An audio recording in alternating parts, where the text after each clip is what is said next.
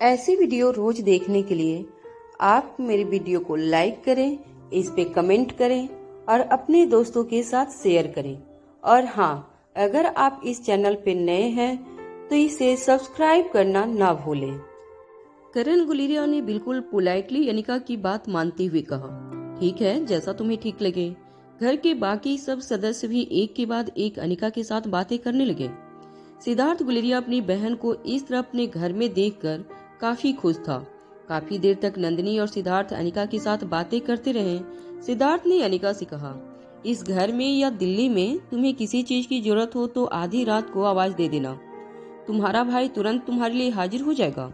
आकाश और श्रेया भी अनिका के पास आए। श्रेया ने अनिका से कहा, हम जानते हैं कि तुम कितनी बिजी रहती हो, तुम बच्चों की फिक्र बिल्कुल मत करना। बच्चों की देखभाल तुम मुझ पर छोड़ देना, बच्चों को मैं और आकाश मिलकर संभाल लेंगे। ओंकार भी अपने मुंह में एक उंगली डालकर सोचने लगा कि आखिर वह अनिका के किस काम आ सकता था, मगर वह भी परिवार के साथ साथ अनिका के लिए कुछ करना चाहता था। इसलिए आगे बढ़ते हुए ओंकार ने अनिका से कहा, देखो सिस्टर, अगर तुम्हें ऐसा लगता हो कि तुम्हारी इनकम बहुत ज्यादा हो गई है और तुम्हारे एक्सपेंस बहुत ज्यादा कम, तुम मुझसे कहना, मैं तुम्हारी यह तकलीफ हमेशा हमेशा के लिए दूर कर दूंगा। ओंकार की बात सुनते ही पूरा परिवार एक साथ हंसने लगा। बच्चों को घर पर सिद्धार्थ और नंदिनी के पास छोड़कर अनिका बाकी लोगों के साथ हॉस्पिटल जाने लगी। रोहित अपनी कार में अपने ड्राइवर के साथ गुलेरिया हाउस से निकला। उसके पीछे करण गुलेरिया और आकाश एम्बुलेंस में निकले और उसके पीछे अनिका और श्रेया ड्राइवर के साथ एक और गाड़ी में हॉस्पिटल जाने के लिए निकल गए। रास्ते में अनिका को बार बार मयूर की फिक्र हो रही थी। मयूर की चिंता अनिका को काफी परेशान करने लगी थी। अचानक ध्यान भटकाने के लिए अनिका यूं ही अपने फोन में ऊपर नीचे स्क्रॉल करने लगी। अनिका ने पिछले कई दिनों से अपने कोड नेम ब्लैक कैट का मैसेंजर चेक नहीं किया था। अचानक ही अनिका की नजर ब्लैक कोट के मैसेंजर पर पड़ी। जब अनिका ने मैसेंजर के आइकॉन पर टैप किया तो अनिका ने देखा कि ब्लैक कैट के चैट बॉक्स में कैलाश अधिकारी ने एक मैसेज छोड़ा था, क्या तुम मेरे लिए किसी का डीएनए सैंपल ला सकते हो?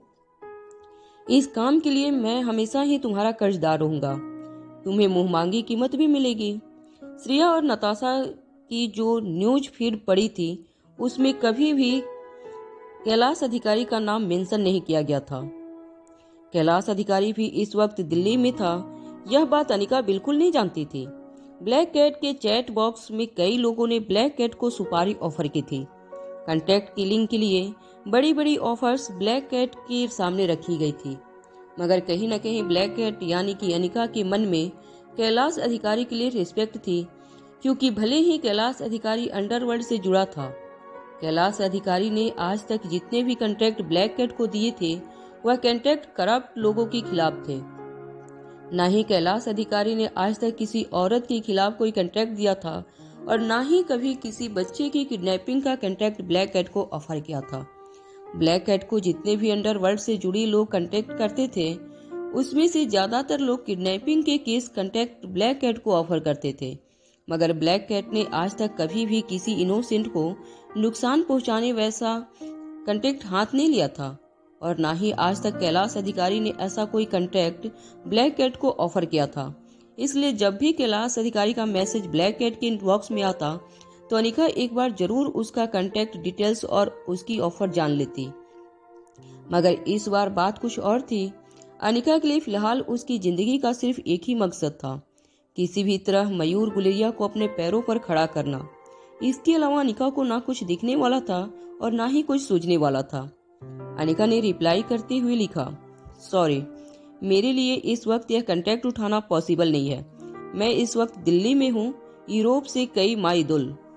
ब्लैक कैट के अकाउंट से मैसेज ही कैलाश अधिकारी के चैट बॉक्स में डिलीवर हुआ। कुछ ही सेकंड में अनिका ने देखा कि कैलाश अधिकारी जवाब में कुछ टाइप करने लगा। कैलाश अधिकारी ने लिखा, यह तो कमाल का कोइंसिडेंस है, मुझे जिसका डीएनए सैंपल चाहिए वह भी दिल्ली में है और इस वक्त मैं भी दिल्ली में हूँ, क्यों ना हम एक मीटिंग करें। मीटिंग वाली बात को पूरी तरह से इग्नोर करते हुए अनिका ने अधिकारी से पूछा, किसका डीएनए सैंपल चाहिए तुम्हें? कैलाश अधिकारी ने कुछ ही सेकंड में जवाब देते हुए कहा, एक 24-25 साल की लड़की है श्रेया, उसी का डीएनए सैंपल चाहिए मुझे। स्क्रीन पर श्रेया का नाम पढ़ते ही अनिका शॉक होकर अपनी ठीक बगल में बैठी श्रेया को देखने लगी। उसे लगा कि कहीं इंटरनेशनल डॉन कैलाश अधिकारी जिस श्रेया की बात कर रहा था वह उसकी बेस्ट फ्रेंड श्रेया तो नहीं थी। जब अनिका ने फिर से अपने मोबाइल की स्क्रीन की ओर देखा तो वह यह देखकर ज्यादा हैरान हो गई कि कैलाश अधिकारी ने अपने टारगेट की पूरी डिटेल्स देते हुए लिखा था। इस वक्त मिस श्रेया गुलेरिया परिवार के साथ रहती है। गुलेरिया परिवार दिल्ली का काफी पावरफुल खानदान है। मैंने अपने आदमी भिजवा तो दिए हैं, मगर मुझे नहीं लगता कि वह यह काम पूरा कर पाएंगे। क्या है कि यूरोप में मेरे नाम का कितना वजन है ये तुम्हें पता है, मगर दिल्ली उनका इलाका है और तुम जानती हो कि अपनी गली में तो कुत्ता भी शेर होता है। अनिका ने फटाफट टाइप करके कैलाश से पूछा, मगर तुम्हें उस लड़की का डीएनए सैंपल क्यों चाहिए? यह बात जानना मेरे लिए बहुत जरूरी है। कैलाश ने जवाब लिखते हुए कहा, मुझे ऐसा लगता है कि शायद वह मेरी बायोलॉजिकल बेटी है। कैलाश अधिकारी का जवाब सुनते ही अनिका का सर घूमने लगा। अनिका सोच भी नहीं सकती थी कि उसकी असली जिंदगी में जितने ट्विस्ट एंड टर्न आ रहे थे उतने ट्विस्ट और टर्न किसी इंडियन टेलीविजन की सीरियल में भी नहीं आते होंगे। उसकी बेस्ट फ्रेंड जिसे वह सालों से जानती थी, जो इस वक्त ठीक उसकी बगल में बैठी थी, वह किसी इंटरनेशनल मोस्ट वांटेड डॉन की बेटी कैसे हो सकती थी? मासूम भोली भाली श्रेया को अनिका दिल से प्यार करती थी। चाहे अनिका ने कभी अपने इमोशंस को श्रेया के सामने या किसी के भी सामने एक्सप्रेस नहीं किया था, मगर मन ही मन अनिका श्रेया की बहुत रिस्पेक्ट करती थी। अनिका जानती थी कि जिंदगी में अनिका किसी भी तकलीफ से गुजरे, श्रेया हमेशा उसके साथ खड़ी होगी। अनिका हैरानी से कुछ देर तक श्रेया को देखती रही। खिड़की से बाहर देख रही श्रेया को अचानक ही एहसास हुआ कि बगल में बैठी अनिका उसे घूर कर देख रही थी। जब श्रेया ने अनिका को घूरते हुए नोटिस किया तो श्रेया ने अनिका से पूछा, क्या हुआ? इस तरह क्यों देख रही हो मुझे? क्या मेरे कपड़ों में कोई खराबी है? क्या मेरे मेकअप में कोई खराबी है? इससे पहले कि अनिका श्रेया की बात का जवाब देती, ड्राइवर ने कहा, मैडम हम हॉस्पिटल पहुंच गए। यह कहते हुए ड्राइवर ने बाहर निकलकर अनिका का दरवाजा खोला। हॉस्पिटल पहुंचते ही अनिका के मन में मयूर के ख्याल फिर से लौट आए। बाकी सारी बातें अपने दिल से निकालते हुए अनिका तेजी से मयूर के वार्ड की ओर जाने लगी। अनिका ने हॉस्पिटल के स्टाफ को इंस्ट्रक्शन दे दिए थे कि करण गुलेरिया को फिर से अंडर ऑब्जर्वेशन रखा जाए। उनका कंप्लीट बॉडी चेकअप करके उसकी रिपोर्ट जल्द से जल्द अनिका को मयूर के वार्ड में भिजवा दिया जाए। मयूर के वार्ड की तरफ चलते हुए अनिका ने आकाश से पूछा, कैसी हो रही है मयूर की रिकवरी? क्या उसे कोई इमोशनल स्टेट तो नहीं हो रहा है? आकाश ने अनिका को जवाब देते हुए कहा, नहीं, मेंटली तो काफी टफ है मयूर। उसका पूरा शरीर इंजर्ड है, मगर वह मेंटली काफी स्ट्रांग है। इतनी आसानी से उम्मीद छोड़ने वालों में से नहीं है मयूर। मैं उसे अच्छी तरह जानता हूँ। जैसे ही अनिका और आकाश मयूर के कमरे के बाहर पहुंचे, अनिका ने अंदर से आती हुई मयूर की आवाज सुनी। मयूर दर्द के मारे चीखते हुए कह रहा था, मैं जीना नहीं चाहता, मैं अपनी जिंदगी खत्म करना चाहता हूँ, कोई मेरी मदद करो। मयूर की इस तरह की बातें सुनकर अनिका का दिल बैठ गया। अनिका हैरानी से आकाश की ओर देखने लगी, क्योंकि अभी अभी आकाश ने उससे जो कुछ भी कहा था वह सब बिल्कुल अलग था। अनिका जल्दी से मयूर की वार्ड की दरवाजा खोलकर अंदर आई। जब अनिका ने कमरे के अंदर मयूर को देखा तो सिचुएशन कुछ और ही थी। राजलक्ष्मी मयूर को एक्सपोज बाथ दे रही थी। वह बड़ा ही ध्यान रखते हुए मयूर की हर इंजरी को ठीक से साफ कर रही थी, जिसके लिए राजलक्ष्मी को मयूर के कपड़े निकालने बहुत जरूरी थे। और शर्म के मारे मयूर राजलक्ष्मी को यह सारी बातें कह रहा था। मयूर के पूरे शरीर में प्लास्टर ऑफ स्टिच लगे थे, जिसकी वजह से वह अपना शरीर हिला भी नहीं पा रहा था। वह राजलक्ष्मी को रोकना चाहता था, मगर पूरे शरीर में पट्टियों और प्लास्टर की वजह से वह यह नहीं कर पा रहा था। बस शर्म के मारे अपनी आंखें बंद करके एक ही बात कहे जा रहा था, I don't want to live any more. Rajalakshmi Mayur को देखते हुए सख्त आवाज में कह रही थी, देखो, मैं कोई तुम्हारे प्यार में दीवानी होकर यह सब कुछ नहीं कर रही हूँ। माना कि तुम काफी हैंडसम हो और ऊपर वाले का शुक्र है कि तुम्हारे चेहरों को कुछ नहीं हुआ, मगर जरा समझने की कोशिश करो, मैं एक डॉक्टर हूँ। तुम्हारे घाव को अच्छी तरह साफ करना बहुत जरूरी है, वरना अगर किसी भी घाव पर इन्फेक्शन हो गया तो तुम जानते नहीं तुम्हारी क्या हालत होगी। मयूर दर्द के मारे धीरे से कहने लगा, क्या कभी किसी इंसान की इससे बुरी हालत भी हो सकती है? मयूर की बात सुनते ही अनिका को ऐसे लगने लगा था जैसे किसी ने उसके दिल पर बहुत बड़ा पत्थर रख दिया था। जब मयूर ने धीरे से अपनी आंखें खोली तब मयूर ने देखा कि उसके ठीक सामने अनिका, आकाश और रोहित मारवा खड़े थे। मयूर ने अनिका को देखते ही कहा, अनिका प्लीज मुझे बचाओ, तुम्हारी यह असिस्टेंट मुझे जीने नहीं दे रही है। अनिका की आंखों में आंसू थे, मगर मयूर के सामने अपने इमोशंस को छुपाते हुए अनिका ने कहा, देखो मयूर, अभी अभी तुम्हारी सर्जरी हुई है, तुम्हारी ड्रेसिंग शायद इतनी अच्छी तरह से ना कर पाए, इसलिए कुछ दिनों तक मैंने ही राजलक्ष्मी को इंस्ट्रक्शन दिए हैं कि वह खुद तुम्हारी ड्रेसिंग करे। मयूर ने दबी हुई आवाज में अनिका से कहा, मगर हर वक्त मेरे कपड़े उतार देती है, इसे कहो मुझसे दूर रहे।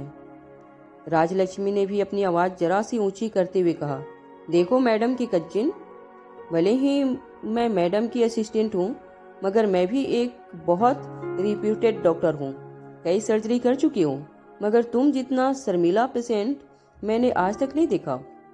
मयूर ने जोर से अपनी आंखें बंद करते हुए कहा, प्लीज कोई मेरा चेहरा ढक दो, मैं इस लड़की का चेहरा नहीं देखना चाहता।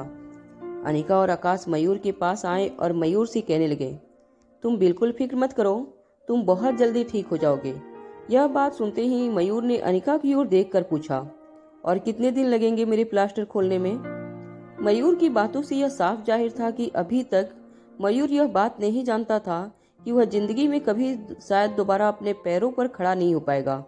मयूर का सवाल सुनते ही आकाश भी काफी परेशान हो गया। उसे समझ नहीं आ रहा था कि वह मयूर के इस सवाल का क्या जवाब दे।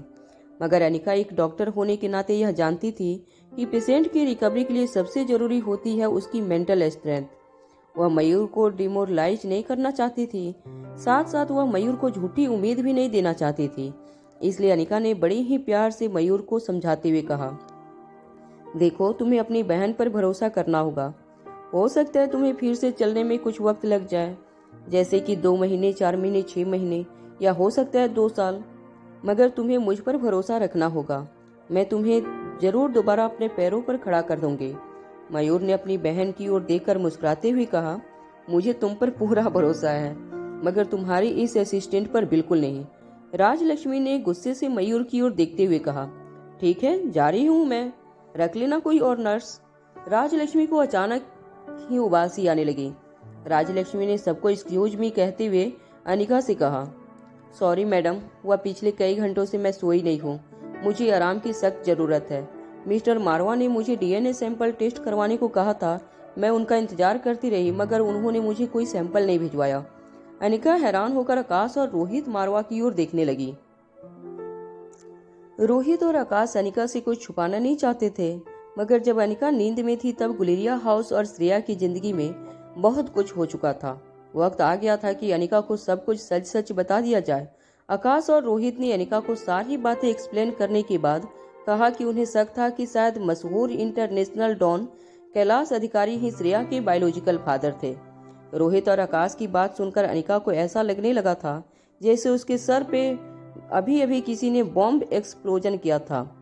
जो शक वहां कैलाश अधिकारी को हो रहा था, वही शक आकाश और रोहित को भी हो रहा था। राजलक्ष्मी ने अनिका के चेहरे की हैरानी नोटिस नहीं की। उसने रोहित की ओर देखते हुए कहा, सर मुझे अब सोना होगा थोड़ी देर तक, वरना मेरी हालत भी मैडम जैसी हो जाएगी। मगर मैं मैडम जितनी स्ट्रांग नहीं हूँ, हो सकता है मेरी आंखें कभी ना खुले। अगर आपके पास दोनों पार्टी के डीएनए सैंपल मौजूद हो तो मुझे जगा दीजिएगा। उम्मीद करती हूँ कि आपको दोनों पार्टी के डीएनए सैंपल हासिल करने में कम से कम 12 घंटे का वक्त लगेगा। यह कहकर राजलक्ष्मी मयूर के वार्ड से बाहर निकलने लगी। जैसे ही दरवाजे तक राजलक्ष्मी पहुंची, अनिका ने राजलक्ष्मी को रोकते हुए कहा, मुझे नहीं लगता कि अभी तुम्हें घर जाकर सोना चाहिए। राजलक्ष्मी हैरानी से अपने बॉस को देखने लगी। अनिका ने राजलक्ष्मी से कहा, दोनों डीएनए सैंपल तुम्हें कुछ ही देर में मिल जाएंगे। यह कहते हुए अनिका श्रेया की ओर आगे बढ़ने लगी। इससे पहले कि श्रेया कुछ समझ पाती, अनिका ने श्रेया के सर से 2 बाल खींचकर उखाड़ लिए। श्रेया के मुंह से आह निकल गई। अपना माथा मसलती हुई श्रेया ने अनिका से कहा, अगली बार अगर तुम्हें डीएनए सैंपल चाहिए तो मेरी उंगली से खून की कुछ बूंदें तुम्हें दे दूंगी, मगर इस तरह अगर तुमने मेरे सर से बाल उखाड़ने लगी तो वह दिन दूर नहीं जब मेरे सर पर कोई बाल ही नहीं बचेंगे। श्रेया के बाल एक जिप लॉक वाली प्लास्टिक बैग में डालती हुई अनिका ने श्रेया से कहा, अगर तुम्हारे सर पर बाल नहीं बचे तब भी मेरा भाई तुम्हें इतना ही प्यार करेगा। अनिका की बात सुनकर आकाश के चेहरे पर स्माइल आ गई। जीप लॉक वाली प्लास्टिक बैग अपने पर्स में डालकर अनिका हॉस्पिटल वार्ड से बाहर जाने लगी। रोहित भी तेजी से अनिका के पीछे पीछे चलने लगा। हॉस्पिटल की बाहर निकलकर जब अनिका अपनी कार में बैठी तो ठीक उसके बगल में रोहित भी बैठ गया। अनिका ने शौक होकर रोहित की ओर देखा। रोहित ने कहा, मैं भी तुम्हारे साथ चलूंगा, हो सकता है मैं तुम्हारी कोई मदद कर सकूं। अनिका ने रोहित की बात को इग्नोर करते हुए अपना मोबाइल निकालकर कैलाश अधिकारी को मैसेंजर के जरिए पूछा, इस वक्त कहाँ हो तुम? तुम्हारा एड्रेस बताओ। ब्लैक कैट का मैसेज पढ़ते ही कैलाश अधिकारी ने उसे अपने होटल का एड्रेस भिजवा दिया और पूछा, क्या लगता है तुम्हें काम पूरा होने में कितना वक्त लगेगा? कैलाश अधिकारी जानता था गुलेरिया हाउस में घुसपैठ करना काफी मुश्किल काम था। हालांकि ब्लैक कैट के लिए यह काम नामुमकिन नहीं था, मगर कैलाश अधिकारी यह अच्छी तरह जानता था कि इस काम में कई दिनों का वक्त लग सकता था। कैलाश एक्सपेक्ट कर रहा था कि ब्लैक कैट का जवाब होगा कि कम से कम 1 या 2 हफ्ते लगेंगे उसे यह काम पूरा करने में, मगर अनिका ने जवाब में लिखते हुए कहा, आधा घंटा। जब ब्लैक कैट के मैसेज के बारे में कैलाश अधिकारी ने अपने आदमियों को बताया तो कैलाश अधिकारी के सारे आदमी हैरान होकर एक दूसरे को देखने लगे। उन्होंने ब्लैक कैट के बारे में आज तक जितनी भी बातें सुनी थी उससे उन्हें इतना तो पता था कि ब्लैक कैट ने आज तक कभी कोई झूठा वादा नहीं किया था। एक बार ब्लैक कैट कोई वादा कर दे तो समझ लो वह काम जरूर पूरा होगा, मगर इस बार ब्लैक कैट ने सिर्फ आधा घंटा मांगा था इतना मुश्किल काम करने के लिए।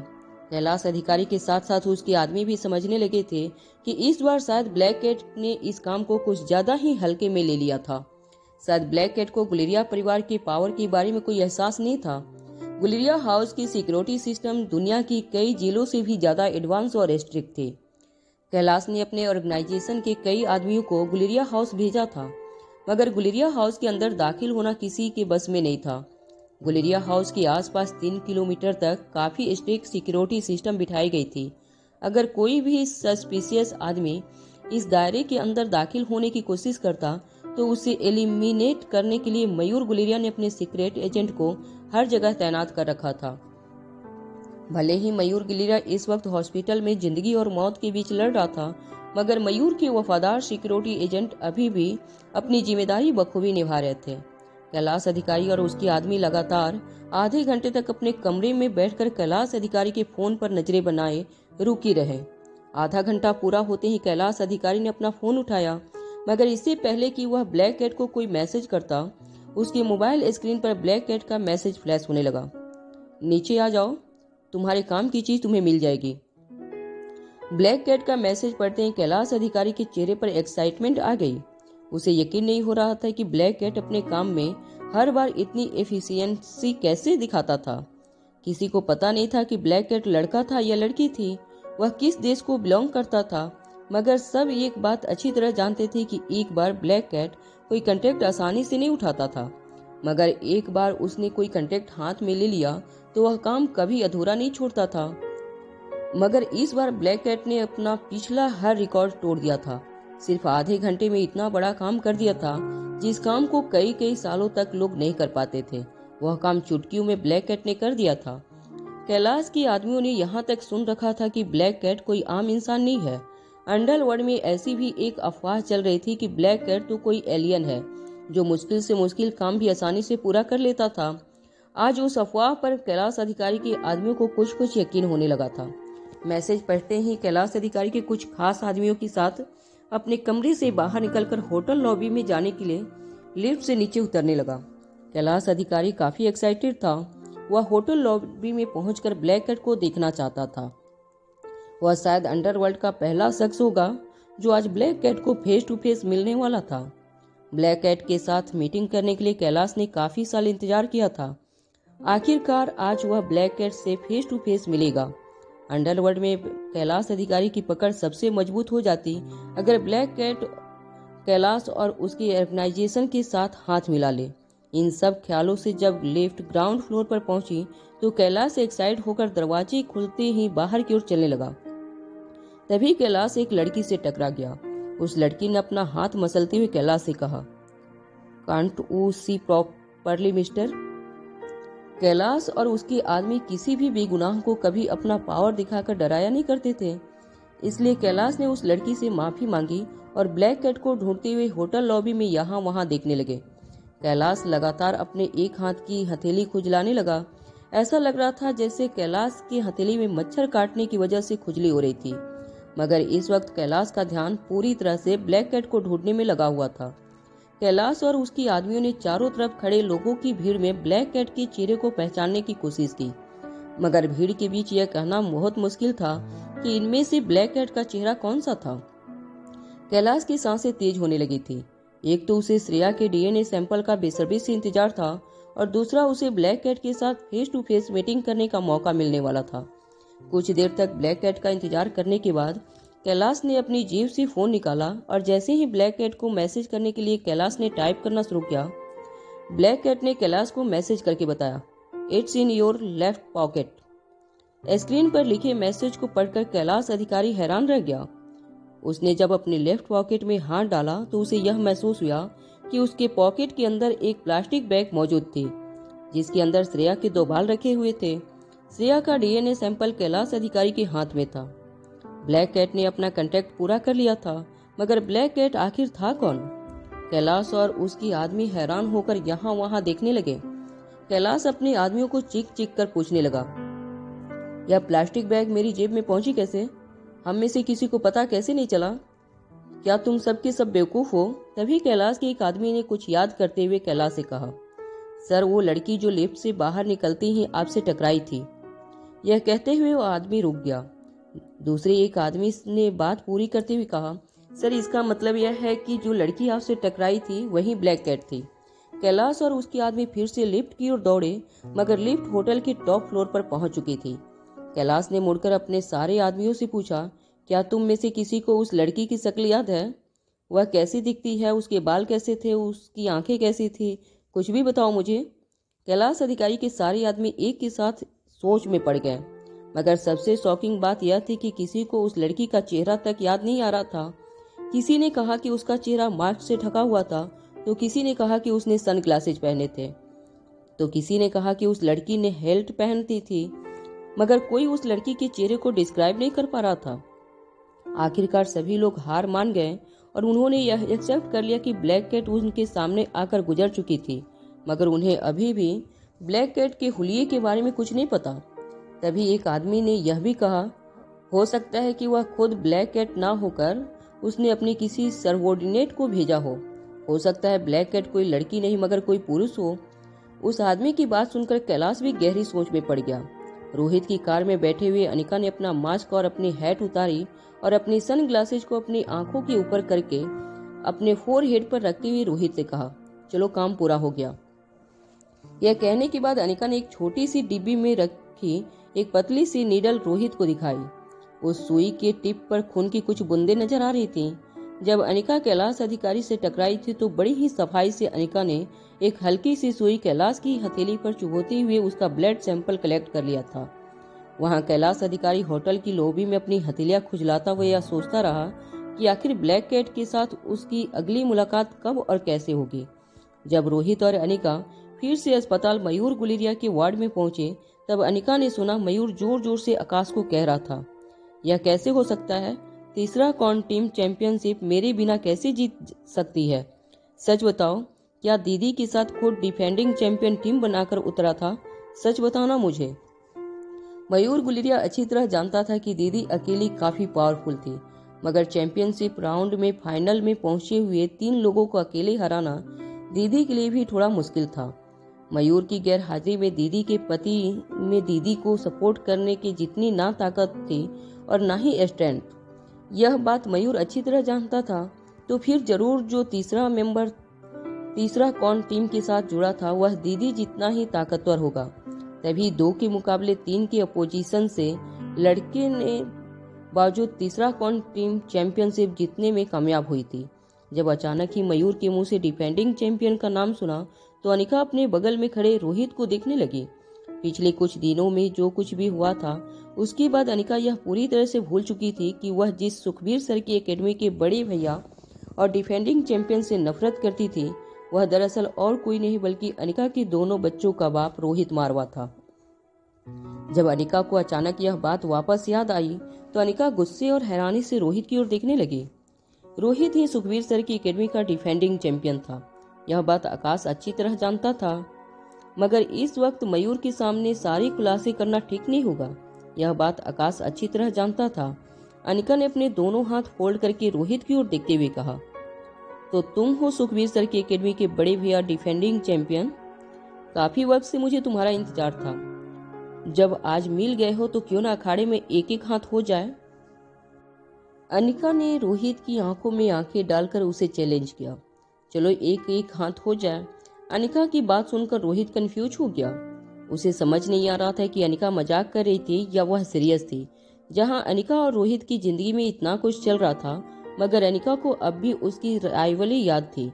रोहित तो यह भी नहीं समझ पा रहा था कि आखिर उसने ब्रह्मपुत्र की सबसे ताकतवर फाइटर यानी कि ब्रह्मपुत्र एकेडमी की दीदी को कब हर्ट किया था, जो अनिका उससे लड़ने के लिए इतनी उतावली हो रही थी। रोहित ने अनिका को शांत करने के लिए बहाना बनाते हुए कहा, मेरे ख्याल से इस वक्त डीएनए रिपोर्ट का निकलवाना ज्यादा जरूरी है हमारे लिए। अनिका ने अपने हाथों की प्लास्टिक बैग राजलक्ष्मी के हाथ में थमाते हुए कहा, डीएनए रिपोर्ट आने में अभी और 3 से 4 घंटे लग सकते हैं। हमारे पास काफी वक्त है। इससे पहले कि रोहित अनिका की बात का कोई जवाब दे पाता, अनिका ने रोहित का कॉलर पकड़ा और उसे वार्ड से बाहर ले जाने लगी। अनिका रोहित को खींचते हुए हॉस्पिटल के टेरेस पर उसे ले आई। बार बार अनिका को अपने बचपन की सारी यादें फ्लैश होने लगी। अनिका को याद आने लगा कि बलबीर सर बचपन में किस तरह उसे सुखवीर सर के फेवरेट स्टूडेंट की एग्जाम्पल देकर डिमोटिवेट किया करते थे। बचपन की सारी भड़ास अनिका आज रोहित के ऊपर निकालना चाहती थी, मगर रोहित यह समझ नहीं पा रहा था कि क्या इस वक्त यह सब कुछ करना जरूरी था। अनिका ने अपने दोनों हाथों की मुठ्ठियां करते हुए दोनों हाथ हवा में उठा लिए और मार्शल आर्ट के स्टैंड्स पकड़ते हुए अनिका बड़ी बड़ी आंखों से रोहित को देखने लगी। रोहित समझ चुका था, रोहित के साथ फाइट किए बिना अनिका मानने वाली नहीं थी। वह कैलाश अधिकारी श्रेया के सैंपल खुद टेस्टिंग लैब लेकर गया था। लेबोरेटरी इंचार्ज के हाथों में अपना और श्रेया का डीएनए सैंपल सौंपने के बाद कैलाश अधिकारी ने अपने आदमियों से कहा कि जब तक टेस्ट के रिजल्ट आ जाए वह लोग वहीं पर रहकर लेबोरेटरी की निगरानी करें। अपने आदमियों को इंस्ट्रक्शन देने के बाद कैलाश अधिकारी वहां से अपनी होटल वापस लौट गया। जैसे ही कैलाश अधिकारी अपने कमरे में पहुंचा, उसने देखा कि कॉरिडोर में संध्या पहले से उसका इंतजार कर रही थी। कैलाश अधिकारी को देखते ही संध्या अपनी जगह से उठकर सीधे कैलाश अधिकारी के पास आई और दोनों हाथों से कैलाश अधिकारी को पकड़कर संध्या कैलाश से पूछने लगी, कब आएगी मेरी बेटी जेल से बाहर? काफी घंटे बीत चुके हैं, आखिर तुम कर क्या रहे हो? उसे निकाल क्यों नहीं पा रहे हो? कई सालों से कैलाश से कभी किसी ने ऊंची आवाज में बात नहीं की थी। संध्या को इस तरह कैलाश पर चिल्लाते हुए देखकर कैलाश के आदमी गुस्से से संध्या की ओर देखने लगे। कैलाश के लिए यह सब कुछ काफी एम्ब्रेसिंग था, मगर किसी तरह अपने गुस्से पर काबू करते हुए कैलाश ने संध्या से कहा, देखो यह सब कुछ इतना आसान नहीं है। लीगल प्रोसीजर काफी स्ट्रिक्ट होते हैं, मगर बहुत जल्दी नताशा जेल से बाहर होगी। मुझे कुछ वक्त दो। यह कहकर कैलाश अधिकारी अपने कमरे का दरवाजा खोलकर अपने कमरे के अंदर चला गया, मगर कैलाश के आदमियों के साथ साथ संध्या भी कैलाश के कमरे के अंदर जबरदस्ती चली गई। संध्या ने फिर से कैलाश का एक हाथ पकड़ते हुए कहा, किस तरह के बाप हो तुम? तुम्हारी बेटी कई घंटों से जेल की सलाखों के पीछे है और तुम आराम से यहाँ वहाँ घूम रहे हो। तुम्हारे सीने में दिल है या पत्थर? कैलाश संध्या को किसी तरह कमरे से बाहर निकालना चाहता था। कैलाश ने संध्या से कहा, देखो मुझसे जो कुछ भी बन पाएगा वह मैं जरूर करूंगा। इस वक्त तुम अपने घर जाओ। कैलाश की बात सुनते ही संध्या कैलाश के रूम के बीचों बीच रखे सोफे पर जाकर बैठ गई। कैलाश के कमरे से कैलाश के जितने भी आदमी थे वह हैरानी से संध्या को देखने लगे। संध्या ने अपने दोनों हाथ सोफा पर रखते हुए कहा, इतना मत भूलना कैलाश कि सालों पहले तुमने मेरे साथ कई रातें गुजारी थी। मैं तुम्हारी बच्चे की माँ बनने वाली थी और तुम मुझे छोड़कर चले गए थे, इसलिए मुझे प्रकाश के साथ शादी करनी पड़ी। मैंने जिंदगी में तुमसे कभी कुछ नहीं मांगा, कभी तुम्हें यह बताया भी नहीं कि नताशा तुम्हारी बेटी है, मगर आज मेरी बेटी मुसीबत में है, वह तकलीफ में है और एक बाप होने के नाते तुम्हारा फर्ज बनता है कि तुम अपनी बेटी की मदद करो। क्या तुम्हारे दिल में तुम्हारी बेटी के लिए कोई प्यार नहीं है? चलो मैं मानती हूँ कि तुमने कभी मुझसे प्यार नहीं किया, मगर तुम एक इंसान तो हो और एक इंसान होने के नाते क्या तुम्हें अपनी बेटी से भी कोई लगाव नहीं है? कैलाश का अधिकारी सालों से अपनी संतान के लिए तरसता था। संध्या के मुंह से यह बात सुनकर कैलाश का सर झुक गया। कैलाश ने दबी हुई आवाज में संध्या से कहा, देखो, मैंने तुम्हें वादा किया था कि मैं तुम्हारी मदद करूंगा। तुझे मुझ पर भरोसा रखना होगा। अब तुम जाओ यहाँ से।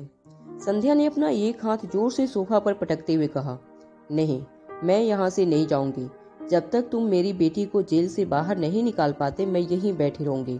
मैं भी देखती हूँ कि मेरी बेटी को जेल से बाहर निकलवाने में ज्यादा इम्पोर्टेंट क्या काम है तुम्हारी जिंदगी में।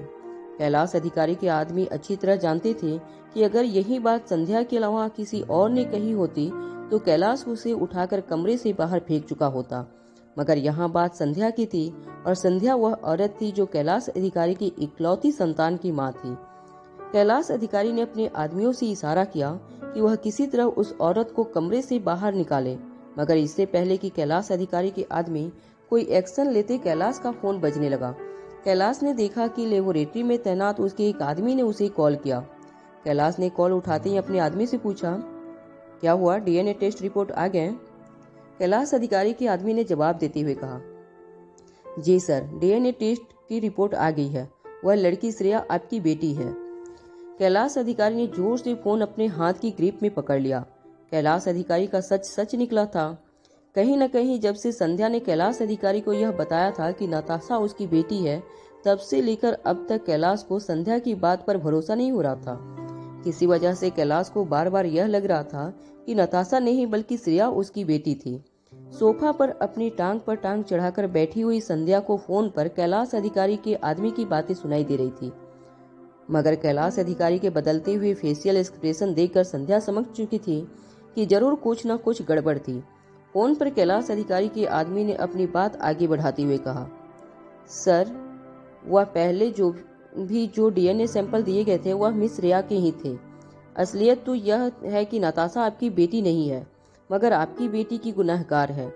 कोर्ट में हमने यह तो देख ही लिया कि किस तरह नताशा ने आपकी बेटी को अपनी बेटी से जुदा कर लिया था, मगर सर बात यहाँ रुकती नहीं है। पिछले सालों से जब वह लंदन गई थी तब भी इन माँ बेटी ने उसे बहुत दुख पहुंचाया था। इस नताशा ने लंदन में एक छोटे मोटे गैंगस्टर गैंग को पैसे देकर श्रेया पर हमला करवाया था, जिसमें श्रेया की टांग टूट गई थी। किसी भले डॉक्टर ने उसे फिर से अपने पैरों पर खड़ा किया था। बचपन से लेकर आज तक संध्या ने श्रेया को बहुत तकलीफें और दुख पहुंचाया है। ऐसा व्यवहार किसी बच्ची के साथ कोई सौतेली माँ भी नहीं कर सकती। सर, मुझे जो कुछ भी श्रेया के बारे में पता चला है वह सुनकर तो मुझे ऐसा लग रहा है कि अगर श्रेया की जगह और कोई लड़की होती तो अब तक अपनी जान दे चुकी होती, मगर श्रेया के अंदर आप ही का खून है। इतनी जल्दी हार मानने वालों में से नहीं है वो लड़की। अपनी बच्ची पर हुए अत्याचारों के बारे में सुनते ही कैलाश अधिकारी ने जोर से अपनी आंखें बंद कर ली। आज कैलाश अधिकारी को अपने पावर, अपने रुतबे, अपने पैसे, हर चीज से नफरत होने लगी थी। कैलाश अधिकारी अपने आप को श्रेया का गुनहगार मानने लगा था। उसका पावर, उसका पैसा किस काम का था अगर वह जरूरत पड़ने पर अपनी बेटी के काम नहीं आया था। यह सोच सोचकर कैलाश अधिकारी ने अचानक ही जोर से अपने आप को एक थप्पड़ मार दिया।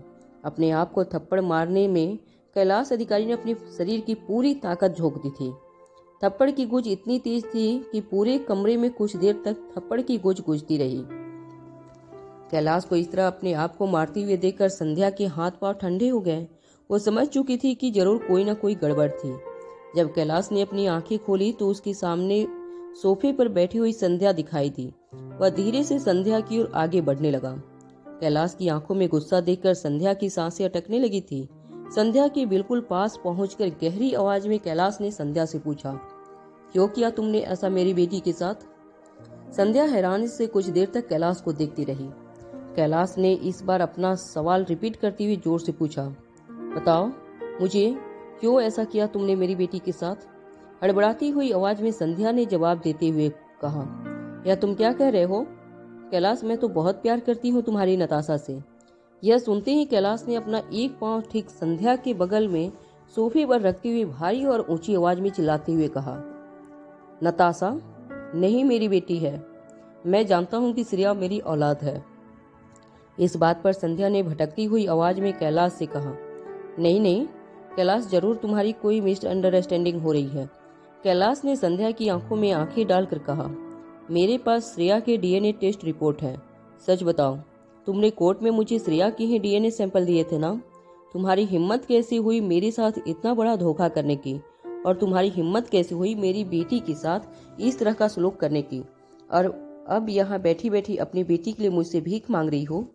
जब संध्या को यह एहसास हुआ कि अब वह कैलाश से और ज्यादा झूठ नहीं बोल पाएगी, तो संध्या ने भी अपनी आवाज ऊंची करते हुए कहा, ठीक है, तो क्या हुआ? अगर नताशा तुम्हारी बेटी नहीं है और श्रेया तुम्हारी बेटी है, इतना याद रखना कि तुम्हारी बेटी की माँ मैं ही हूँ, और तुम्हारा फर्ज बनता है कि जिसने तुम्हारी बेटी को जन्म दिया तो उसकी बेटी को सिक्योरिटी दो। आखिर आज तक मांगा ही क्या है मैंने तुमसे? आज मैं तुमसे कुछ मांगने आई हूँ, तुम मुझे वह भी नहीं दे सकते। मुझे मेरी बेटी चाहिए। तुम कुछ भी करो, नताशा को जेल की सलाखों से बाहर निकालो। अभी संध्या ने अपनी बात पूरी की नहीं थी कि संध्या की गालों पर कैलाश ने एक जोरदार थप्पड़ जड़ दिया। संध्या झटके से नीचे फ्लोर पर गिर गई।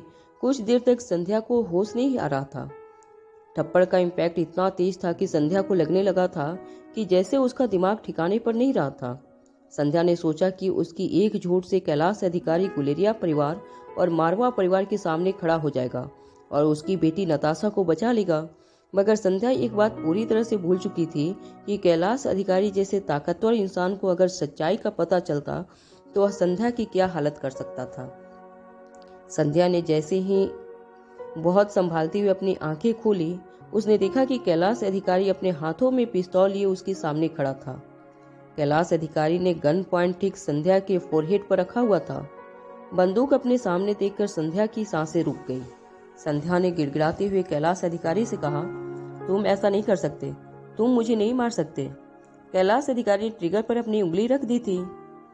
कैलाश अधिकारी के आदमी अच्छी तरह जानते थे कि जब कैलाश अधिकारी को कोई धोखा देता था तो उसका क्या अंजाम होता था। वह सब यह बात अच्छी तरह जानते थे कि हर धोखेबाज की एक ही सजा होती थी, वो थी मौत। पहले ही कैलाश अधिकारी इस वक्त अपने टेरिटरी में नहीं था, मगर एक बार अगर कैलाश अधिकारी ने किसी को सजा देने के बारे में सोच लिया तो उसका फैसला कोई नहीं बदल सकता था। संध्या फटी हुई आंखों से कैलाश अधिकारी के हाथ में पकड़ी हुई गन को देखती रही। संध्या जानती थी कि संध्या की मौत और जिंदगी के बीच में अब सिर्फ एक ट्रिगर भर का फासला बच गया था। संध्या ने गिड़गिड़ाते हुए कैलाश अधिकारी से कहा, देखो, बंदूक नीचे कर लो, तुम मुझे नहीं मार सकते। कैलाश अधिकारी ने अपने दांत कचकचाते हुए कहा, तुम्हें मुझे धोखा नहीं देना चाहिए था, तुम मेरी बेटी को इतना दुख नहीं पहुंचाना चाहिए था। कैलाश अधिकारी ने संध्या की चीखों को अनसुना कर दिया। संध्या कुछ देर तक चीखती रही, चिल्लाती रही कि कैलाश अधिकारी उसे छोड़ दे, मगर कैलाश अधिकारी ने आखिरकार अपने गन का ट्रिगर दबा दिया। गन खाली थी, मगर फिर भी ट्रिगर दबाने की आवाज से संध्या को ऐसा लग रहा था जैसे उसके अंदर से किसी ने जान खींच ली थी। जैसे ही संध्या को पता चला कि वह जिंदा थी, वह हैरानी से कैलाश को देखने लगी। संध्या के माथे से ठंडा पसीना छूट रहा था। कैलाश अधिकारी ने अपनी गन नीचे करते हुए संध्या से कहा, इसी वक्त मेरी नजरों के सामने से चली जाओ, वरना इस बार जब ट्रिगर दबेगा तो बंदूक से गोली जरूर निकलेगी। कैलाश की बात सुनते ही संध्या कैलाश के कमरे से भाग खड़ी हुई। जेल में कैदियों की शाम की छुट्टी मिली थी। शाम की छुट्टी हुए वक्त कैदियों को आधे घंटे के लिए ग्राउंड में छोड़ा जाता था, जहां वह खेल कूद कर सकते थे, किताब पढ़ सकते थे या अपनी मर्जी का कोई भी इंटरटेनमेंट या रिक्रिएशन एक्टिविटी सुन सकते थे। नताशा को कोर्ट ने श्रेया को मेंटल ट्रॉमा देने के जुर्म में 2 साल की सजा सुनाई थी और छोटी सी बच्ची को किडनैप करके उसे भी मेंटल ट्रॉमा देने के जुर्म में 5 साल की सजा सुनाई थी। इस तरह नताशा की सजा कोई 7 साल की हो चुकी थी। नताशा समझ नहीं पा रही थी कि आखिर कैलाश अधिकारी को नताशा को बेल दिलाने में इतनी देर क्यों हो रही थी।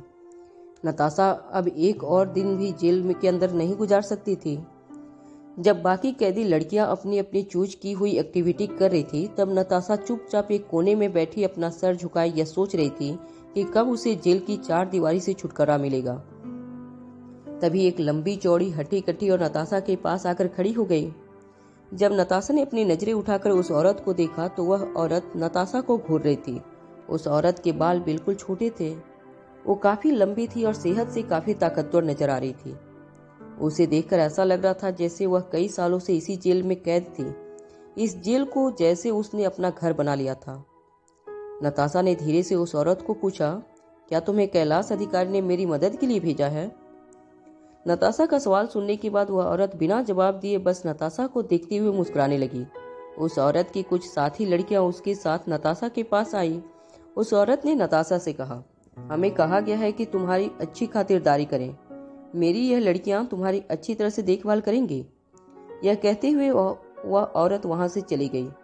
जेल में जब भी संध्या नताशा से मिलने आई थी, संध्या ने हमेशा ही नताशा से कहा था कि बहुत जल्द कैलाश अधिकारी उसे जेल से बाहर निकालेगा। इतना ही नहीं, बल्कि कैलाश अधिकारी जेल में नताशा की मदद के लिए किसी को भेजेगा। जब वह लड़कियां नताशा के पास आए तो नताशा ने अपनी टांगे फैलाकर उन दोनों लड़कियों से कहा, मैं ठीक से जेल में सो नहीं पा रही हूँ। यहाँ के बिस्तर हो सख्त है, मुझे नींद नहीं आती ठीक से, पूरा शरीर के मारे टूटने लगा है। मुझे जरा अच्छा सा मसाज दे दो। उन दोनों लड़कियों ने झुककर बड़ी ही पोलाइटली नताशा से कहा, जैसा आपका हुक्म हो। यह कहते हुए एक लड़की ने नताशा के पांव दबाना शुरू किया। जैसे ही उस लड़की का हाथ नताशा के पांव पर पड़ा, नताशा ने अपनी आंखें बंद कर ली। धीरे धीरे उस लड़की ने पांव दबाने का फोर्स बढ़ा दिया। देखते ही देखते उस लड़की ने नताशा का पांव इतनी जोर से दबा दिया कि नताशा के मुंह से चीख निकल गई। जैसे ही नताशा की चीख निकली, दूसरी लड़की ने नताशा का मुंह दबा दिया। जो लड़की पांव दबा रही थी, अब उस लड़की ने नताशा का पांव इतनी जोर से मरोड़ दिया कि नताशा दर्द बर्दाश्त नहीं कर पाई। वह चीखना चाहती थी मगर उसके मुंह को जोर से दबाया हुआ था। नताशा की आंखें फटने लगी थी। उसकी आंखों से लगातार आंसू बहने लगे। फिर उन दोनों लड़कियों ने नताशा को जमीन पर पटक दिया। उसके बाद एक लड़की ने अपना घुटना जोर से नताशा की पीठ पर रख दिया और इतनी जोर से नताशा की पीठ पर प्रेशर डाला कि नताशा को ऐसा लगा कि जैसे रीढ़ की हड्डी, दो हड्डियां कुछ ही देर में कांच के टुकड़े की तरह टूट जाएंगे। कुछ देर बाद वह दोनों लड़कियां नताशा को अपने हाल पर छोड़कर वहां से चली गईं। उन दोनों लड़कियों ने खास ध्यान रखकर नताशा को चोट पहुंचाई थी ताकि नताशा के शरीर पर कोई ऐसा घाव नजर न आए जिससे पुलिस सुपरिटेंडेंट को और जेल वार्डन को शक हो जाए कि नताशा पर हमला हुआ था।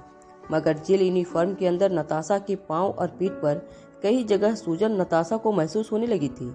जब नताशा खड़ी हुई तब उसे पता चला कि उसके पांव में कितनी गहरी चोट पहुंची थी। नताशा ठीक से चल भी नहीं पा रही थी। तभी एक लेडी कांस्टेबल ने नताशा के पास आकर कहा, चलो विजिटिंग आवर्स शुरू हुए हैं, तुमसे मिलने तुम्हारी माँ आई है। संध्या का नाम सुनते ही नताशा तेजी से विजिटिंग रूम की ओर जाने लगी। गिरते पड़ते नताशा विजिटिंग रूम से पहुंची और संध्या को देखते ही फूट फूट कर रोने लगी। नताशा के चेहरे पर कोई घाव नहीं था, इसलिए संध्या समझ नहीं पा रही थी कि आखिर नताशा इस तरह बिलख बिलख कर क्यों रो रही थी। रोती हुई नताशा ने अपनी माँ से कहा, मम्मा जल्दी करो, मुझे इस जेल से बाहर निकालो। तुम नहीं जानती यहाँ अंदर मेरे साथ क्या हो रहा है। उस रिया ने आकाश की मदद से इस जेल के अंदर भी मुझ पर हमला करवाया है। लगता है वह लड़की कसम खाकर बैठी है कि वह मेरी जान लेकर रहेगी। मम्मा आप कैलाश अधिकारी से कहो कि कुछ भी करके जल्दी से जल्दी मुझे जेल से बाहर निकाले, वरना वह लोग मेरी जान ले लेंगे। नताशा की हालत देखकर संध्या अपने इमोशंस को रोक नहीं पा रही थी। संध्या की आंखों से भी आंसू बहने लगे। संध्या जानती थी कि अगर इस वक्त उसने नताशा को सच्चाई बता दी तो नताशा का मोरल टूट जाएगा। नताशा की आखिरी उम्मीद संध्या नताशा से छीनना नहीं चाहती थी। संध्या ने नताशा से कहा, देखो मेरी बच्ची, तुम्हारी मम्मा तुम्हें जल्दी इस जेल से बाहर निकाल लेगी। कुछ वक्त जरूर लग सकता है, मगर मैं कुछ भी करके तुम्हें इस जेल से बाहर निकाल कर रहूंगी। गुलेरिया हाउस में अनिका अपने कमरे में बैठ अपने बिस्तर पर लेटी हुई फोन में कुछ चेक कर रही थी। आकाश और रोहित भी वहीं एक सोफा पर बैठे अपने अपने लैपटॉप में कुछ काम कर रहे थे। नन्ही सी रिया टेबलेट पर गेम खेल रही थी। आर्यन और पिंकी रिया को गेम खेलते हुए बड़ी ही ध्यान से देख रहे थे।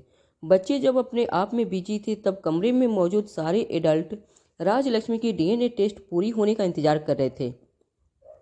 अनिका जानती थी कि राजलक्ष्मी कुछ ही देर में डीएनए टेस्ट के रिजल्ट तैयार कर लेगी। तभी एक नौकर अनिका के बेडरूम में आकर आकाश से कहने लगा, सर बड़ी हवेली से ताऊ जी आए हैं, वो आपसे मिलना चाहते हैं। ताऊ जी ने कुछ दिनों पहले हॉस्पिटल में व्योमा का साथ देकर बहुत बड़ा तमाशा खड़ा किया था, मगर दिमाग या रेस्ट हो जाने के बाद ताऊ जी जैसे गायब ही हो गए थे। आज काफी दिनों बाद ताऊ जी फिर आकाश से मिलने आए थे। आकाश को समझ नहीं आ रहा था कि आखिर इस बार ताऊ जी क्या तमाशा करने वाले थे, मगर ताऊ जी करण गुलेरिया के चाचा थे और घर के बड़े बुजुर्ग होने के नाते ताऊ जी को रिस्पेक्ट देना आकाश का फर्ज था। आकाश ने नौकर से कहा, ठीक है भेज देना। कुछ ही देर में ताऊ जी एक 50 साल की औरत के साथ बेडरूम में दाखिल हुए।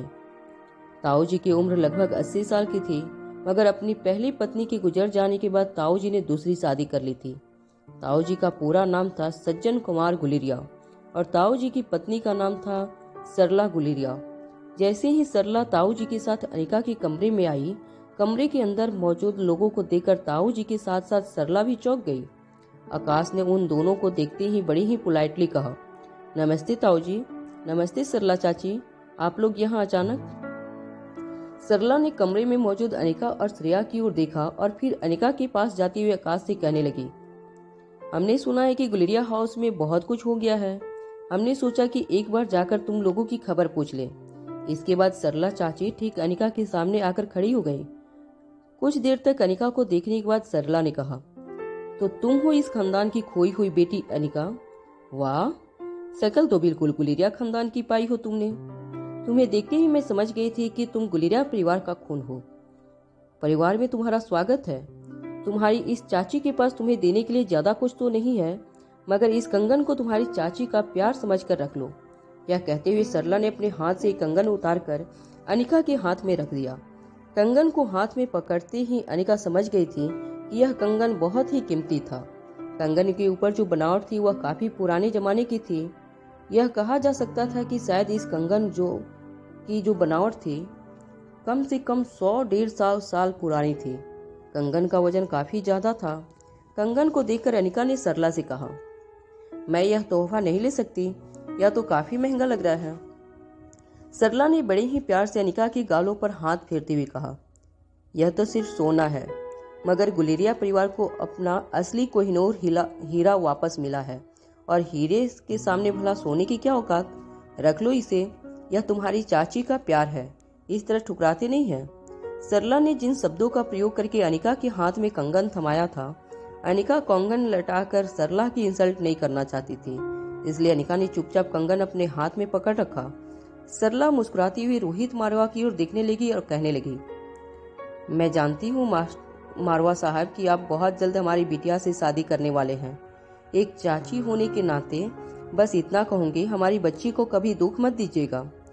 रोहित मारवा फैमिली में हो रही बातों को नहीं जानता था, इसलिए बड़े ही प्यार और रिस्पेक्ट से अपना सर झुकाकर रोहित ने सरला चाची को सम्मान दिया।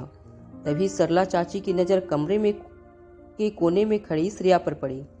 श्रेया को देखकर फिर से सरला चाची बड़े ही प्यार से मुस्कुराते हुए श्रेया के पास गई और श्रेया की दोनों हाथ अपने हाथों में लेते हुए कहने लगी, बड़ी सुंदर हो तुम। मुझे सब पता चला तुम्हारे साथ क्या क्या हुआ। दरअसल तुम ही हमारी पिंकी की असली माँ हो, यह जानकर मुझे बहुत खुशी हुई और यह जानकर भी बहुत खुशी हुई कि आकाश तुमसे इतना प्यार करता है कि तुम्हारे साथ नाइंसाफी होते हुए देख नहीं सकता। तुम्हें इंसाफ दिलाने के लिए आकाश ने एक बार भी खानदान की इज्जत और रिप्यूटेशन के बारे में नहीं सोचा, सीधे कोर्ट का दरवाजा खड़खड़ाने लगा। चलो खानदान की इज्जत कोर्ट में उछली, मगर तुम्हें तो इंसाफ मिला। श्रेया समझ नहीं पा रही थी कि आखिर चाची यह सब श्रेया की फेवर में कह रही थी या श्रेया की अगेंस्ट। चाची ने बड़े ही प्यार से श्रेया के कंधे पर हाथ रखते हुए कहा, तुम बहुत छोटी थी जब पहली बार तुम्हें मैंने देखा था। प्रकाश मित्तल के घर हम लोग आए थे। मुझे याद है कि तुम तभी कुछ साल की रही होगी। तुम्हें एक ट्रे में कांपते हुए हाथों से हमारे लिए चाय लेकर आई थी। चाय की 4-5 कप का वजन तुम्हारे लिए बहुत ज्यादा था। हम तक पहुंचते पहुंचते चाय की ट्रे तुम्हारे हाथ से गिर गई थी। गरम गरम चाय तुम्हारे पांव पर पड़ी थी, मगर तुम्हारी माँ ने तुम्हारे जख्म को देखने की बजाय तुम्हें सजा सुना दी। कान पकड़कर तुमने सबके सामने उठक बैठक करवाई थी। उस वक्त मुझे तुम पर बहुत दया आई थी। नन्ही सी बच्ची पर अपनी सगी माँ को इतने जुल्म करते हुए मैंने पहली बार देखा था, और आज देखो वह नन्ही सी गुड़िया सचमुच किंड्रेला निकली। किसे पता था कि तुम शहर के सबसे ताकतवर बिजनेसमैन आकाश गुलेरिया की बच्ची की माँ बन जाओगी और रातों रात इतने बड़े गुलेरिया हाउस की मालकिन भी बन जाओगी। वैसे तुम्हारी पसंद की दाद देनी पड़ेगी। क्या लड़का चुना है तुमने? किसी ने सच ही कहा है कि अगर बच्चा ऊंची खानदान में जन्म लेता है तो अपने आप उस बच्चे को पैदा करने वाली माँ भी उसी ऊंची खानदान का हिस्सा बन जाती है। बचपन की इतनी भोली भाली मासूम लगने वाली बच्ची इतनी तेज होगी, यह मैंने कभी नहीं सोचा था। सरला चाची की आंखों में जितना ही प्यार था, उतना ही गुस्सा और कड़वाहट उनकी आंखों में श्रेया के लिए साफ नजर आ रहा था, मगर सरला चाची काफी चालाकी से अपनी कड़वी बातों को मीठे ही मीठे अंदाज में श्रेया से कह रही थी। उनकी बातों का मतलब कुछ और था और बात बताने का तरीका कुछ और ही था। अब तक कमरे में सारे लोग इतना जान चुके थे कि सरला चाची श्रेया को एक गिरी हुई लड़की समझ रही थी, जिसने ऊंचे खानदान में शादी करने के लिए आकाश को फंसाकर आकाश के बच्चे की पहले तो मां बन गई और अब अपनी बच्ची के जरिए आकाश के दिल में और गुलेरिया परिवार के घर में अपने लिए जगह बना रही थी। श्रेया काफी चुपचाप से रहने वाली, बड़ों का आदर करने वाली लड़की थी। वह जानती थी कि सरला चाची श्रेया को नीचा दिखाने की कोशिश कर रही थी, मगर फिर भी श्रेया उम्र में उनसे काफी छोटी थी, इसलिए श्रेया सरला चाची की तमाम कड़वी बातें सुनने के बावजूद चुपचाप खामोश उनके सामने खड़ी रही। आकाश अब तक जान चुका था कि श्रेया सरला चाची की बातों से कितना हर्ट हुई थी। इससे पहले कि सरला चाची श्रेया को और कुछ कहती, आकाश ने उनके पास जाते हुए कहा, चाची आप कहना क्या चाहती हैं, मुझसे बात कीजिए। सरला चाची ने अपने पीछे खड़े आकाश को ना देखते हुए श्रेया की आंखों में आंखें डालकर कहा, चाहे जो भी हो जाए, मित्तल परिवार ने तुम्हें पाल पोस कर बड़ा किया था। तुमने उन्हीं को कोर्ट में घसीट लिया। तुम्हें उनके एहसानों का इस तरह से बदला नहीं चुकाना चाहिए था। क्या तुम नहीं जानती हो, तुम्हारी वजह से मित्तल खानदान खतरनाक डॉन कैलाश अधिकारी के साथ मिल चुके हैं और हम सब जानते हैं कि कैलाश अधिकारी कितना खतरनाक आदमी है। तुम्हारा बदला वह पूरे गुलेरिया परिवार से लेगा। श्रेया समझ नहीं पा रही थी कि वह सरला चाची इन बातों का क्या जवाब देती। तभी आकाश ने श्रेया से कहा, तुम एक काम करो, जरा बच्चों के पास जाओ, उन्हें संभालो।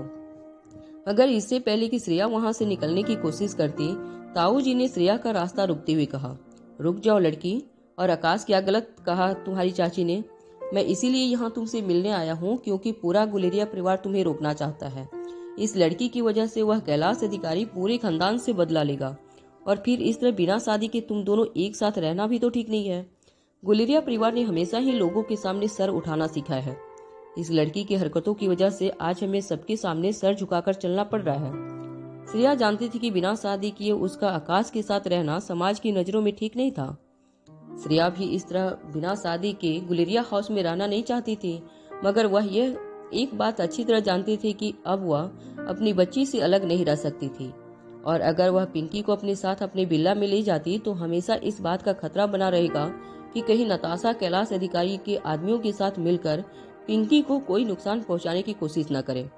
पिंकी गुलेरिया हाउस में सेफ और सिक्योर थी, मगर आकाश ने यह सारी बातें ताऊ जी और सरला चाची को समझाना जरूरी नहीं समझा। आकाश ने ताऊ जी से कहा, देखो ताऊ जी, मैं श्रेया से बहुत प्यार करता हूँ। बहुत जल्द हम शादी करने वाले हैं और हमारे रिश्ते के बारे में करण अंकल अच्छी तरह जानते हैं। इस बार ताऊ जी ने अपनी आवाज ऊंची करते हुए कहा, मगर करण यह नहीं जानता कि तुम्हारी और इस लड़की की जिद की वजह से पूरा का पूरा गुलेरिया परिवार आज मुश्किल में है। तुम नहीं जानते कि वह कैलाश अधिकारी कितना खतरनाक आदमी है। यह मत समझना कि इस देश में उसकी कोई पकड़ नहीं है।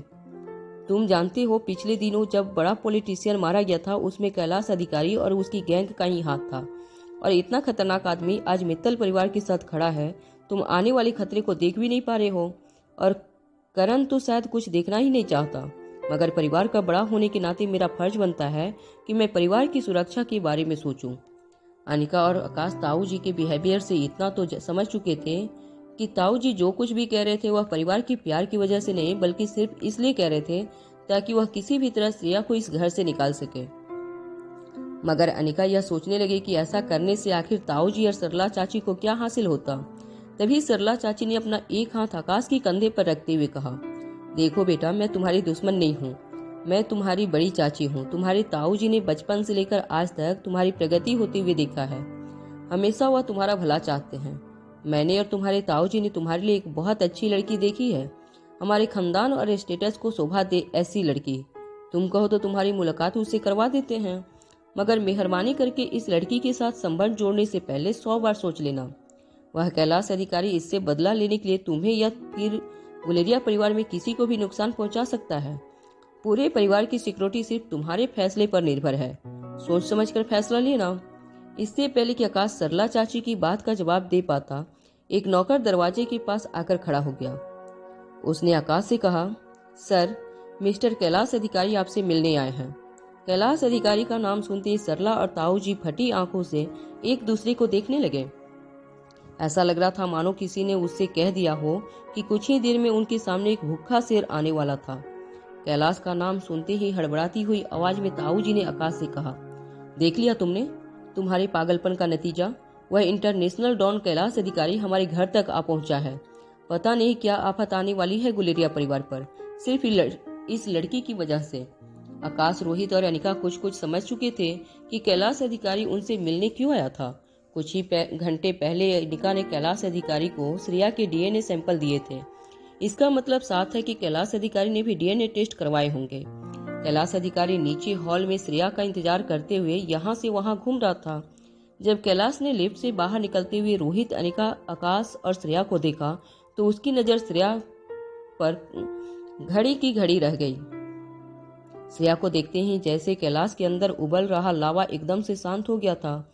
जिस कैलाश के चेहरे के ऊपर कुछ ही देर पहले बिजली नजर आ रही थी, उसी कैलाश का चेहरा अब मानो बिल्कुल किसी छोटे बच्चे की तरह लगने लगा था। श्रेया को अपने पास आता हुआ देखकर कैलाश की सांसें थम गई। शायद वह जिंदगी में पहली बार हुआ था कि कैलाश की आंखों में पानी भर आया था। इससे पहले कि कैलाश अपने दोनों हाथ उठाकर श्रेया को गले लगाता, आकाश श्रेया के ठीक सामने आकर कैलाश से कहने लगा, यस मिस्टर अधिकारी, यहाँ कैसे आना हुआ। इससे पहले कि कैलाश आकाश से कुछ कहता, पीछे से आ रहे ताऊ जी ने कैलाश से कहा, अरे अधिकारी जी, आप हमारे घर पर देखिए। हम जानते हैं कि इस लड़की ने आप लोगों को काफी परेशान कर रखा है, मगर हमारे परिवार का इस लड़की के साथ कोई लेना देना नहीं है। रही बात कि इस लड़की ने आकाश की बच्ची को जन्म दिया है, तो आप जानते हैं ऊंचे खानदान के लड़कों का खून काफी गर्म होता है। जवानी में ऐसी गलतियां तो होती रहती है। इसका यह मतलब तो नहीं कि पांव की जुत्ती को सर का ताज बना लिया जाए। ताऊ जी की बात सुनते ही कैलाश अधिकारी ने अपनी जेब से गन निकालकर अचानक ही उसे फायर कर दी। गन से निकली हुई बुलेट सीलिंग पर बने झूमर के बिल्कुल पास जाकर लगी। कैलाश का गुस्सा देखकर सरला चाची को लगा कि अब कैलाश शायद श्रेया का बदला पूरे खानदान से लेगा। सरला तेजी से कैलाश अधिकारी के पास आकर कहने लगी, देखिए भाई साहब, हम जानते हैं कि इस लड़की ने बहुत बड़ी नादानी कर ली है, मगर आप ही बताइए कि भला हमारा इस लड़की से क्या वास्ता। यह तो मित्तल परिवार में पली बड़ी है, यहाँ तक कि मित्तल परिवार भी इसे अपनाने से मान चुका है। पता नहीं इस लड़की का बाप कौन है, कैसा है, किस गंदी नाली का खून है इस लड़की के रगों में। सरला चाची के मुंह से यह बात सुनते ही कैलाश अधिकारी ने अपनी बंदूक सरला चाची के माथे पर तान दी। बंदूक अपने माथे से 3-4 इंच दूर देखकर सरला चाची की आंखें फट गई। उसकी सांसें थम चुकी थी। वह कुछ कहना चाहती थी, मगर ऐसा लग रहा था जैसे उनके गले से कोई आवाज नहीं निकल रही थी। वह बस फटी हुई आंखों से आकाश और उसके आसपास खड़े लोगों को देखने लगी। जैसे मन ही मन वह जोर जोर से चीख चीख कर सबसे बचाओ बचाओ चिल्लाकर मदद मांग रही थी। किसी तरह हिम्मत इकट्ठा करते सरला चाची ने कैलाश अधिकारी से कहा, देखिए भाई साहब, आपकी कोई गलतफहमी हो रही है। जिस लड़की ने आपको परेशान कर रखा है वह तो आपके उस तरफ खड़ी है। श्रेया की ओर इशारा करते हुए सरला चाची ने कैलाश से कहा, वह देखी वहां। तभी कैलाश अधिकारी ने अपनी भारी और गहरी आवाज में सरला चाची से कहा, उसकी रंगों में गंदी नाली का खून नहीं दौड़ रहा है, वह लड़की की रगों में जो खून दौड़ रहा है वह मेरा है। कैलाश अधिकारी के मुंह से यह बात सुनकर ताऊ जी और सोरला के होश उड़ गए। उन्हें अपने कानों पर विश्वास नहीं हो रहा था। उन्हें यकीन नहीं हो रहा था कि अभी अभी उन्होंने जो कुछ सुना था, क्या वह सब कुछ सच था या उनका कोई वहम। आकाश, अनिका और रोहित अच्छी तरह जानते थे कि कैलाश अधिकारी अब तक यह पता लगा चुका था कि श्रेया ही उसकी बेटी थी। हालांकि कैलाश अधिकारी को अपने सामने खड़ा देखकर भी श्रेया को एक पल के लिए भी कैलाश के साथ कोई इमोशनल कनेक्शन महसूस नहीं हो रहा था। चाहे वह बात सच है कि कैलाश श्रेया का बायोलॉजिकल पिता था, मगर श्रेया के सामने खड़ा आदमी इस वक्त श्रेया की नज़रों में एक पावरफुल गैंगस्टर था, और उस गैंगस्टर ने नताशा को मदद की थी कि वह श्रेया की बच्ची को हमेशा हमेशा के लिए उससे अलग कर दे। जब कैलाश ने देखा कि श्रेया उसे पूरी तरह इग्नोर कर रही थी, तब कैलाश श्रेया के ठीक सामने आकर खड़ा हो गया और बड़ी धीमी आवाज में श्रेया से कहने लगा, देखो बेटा, एक बार मेरी तरफ देखो, मैं तुम्हारा। इससे पहले कि कैलाश अपनी बात पूरी कर सकता, श्रेया ने उसकी बात काटते हुए कहा, आप मेरे कोई नहीं हो। अगर कुछ होते तो अपने साथ वह सब कुछ ना किया होता जो आपने किया है। श्रेया का गुस्सा देखते ही कैलाश श्रेया के सामने हाथ जोड़कर खड़ा हो गया और कहने लगा, मुझे माफ कर देना बेटा, मुझसे बहुत बड़ी गलती हो गई। अरे उस संध्या ने मुझसे झूठ कहा था कि तुम नहीं बल्कि नताशा मेरी बेटी है। बेटी के प्यार में अंधे होकर मैंने तुम्हारे साथ बहुत बड़ी नाइंसाफी की है, मगर जिस वक्त मुझे पता चला कि तुम मेरी औलाद हो, यकीन मानो मैंने कई बार अपने आप को सजा देने की कोशिश की, मगर एक बाप के लिए इससे बड़ी सजा क्या हो सकती है कि वह अनजाने में अपनी ही औलाद के संसार में आग लगा दे। सरला और ताऊ जी जो कुछ भी हो रहा था वह देख रहे थे, मगर उन्हें अपनी आंखों पर विश्वास नहीं हो रहा था। तभी एक सिक्योरिटी गार्ड ने अंदर आकर श्रेया से कहा, मैडम, बाहर गेट पर मिसेस संध्या मित्तल आई हुई हैं। गेट पर काफी हंगामा खड़ा हो गया है, क्या आप एक बार उनसे मिलना चाहोगे? सिक्योरिटी गार्ड की बात सुनकर रोहित और आकाश हैरानी से एक दूसरे को देखने लगे। श्रेया ने कैलाश अधिकारी को पूरी तरह से इग्नोर करते हुए सिक्योरिटी गार्ड से कहा, ठीक है, मैं बाहर आती हूँ। जैसे ही श्रेया गुलेरिया हाउस के मेन गेट पर पहुंची, श्रेया ने देखा कि पूरी तरह से पसीने से लथपथ बिखरे बालों में संध्या गेट के ठीक बाहर कई प्रेस रिपोर्टरों के साथ खड़ी थी। संध्या का हुलिया देखकर यह मानना मुश्किल था कि संध्या किसी ऊंची खानदान से ताल्लुक रखती थी। जैसे ही संध्या ने श्रेया को गेट पर आती हुई देखा, संध्या ने अपने ऊपर पेट्रोल छिड़कना शुरू कर दिया। संध्या की हरकत देखकर अनिका और श्रेया हैरानी से एक दूसरे को देखने लगे। सारे प्रेस रिपोर्टर्स ने अपने अपने कैमरा ऑन कर लिए। तभी संध्या ने माचिस की तीली जलाते हुए श्रेया से कहा, अगर तुमने मेरी बेटी के खिलाफ कंप्लेन वापस नहीं खींची और कोर्ट में यह नहीं कहा कि तुमने उसे माफ कर दिया, तो मैं अभी इसी वक्त सबके सामने अपने आप को जिंदा जला दूंगी।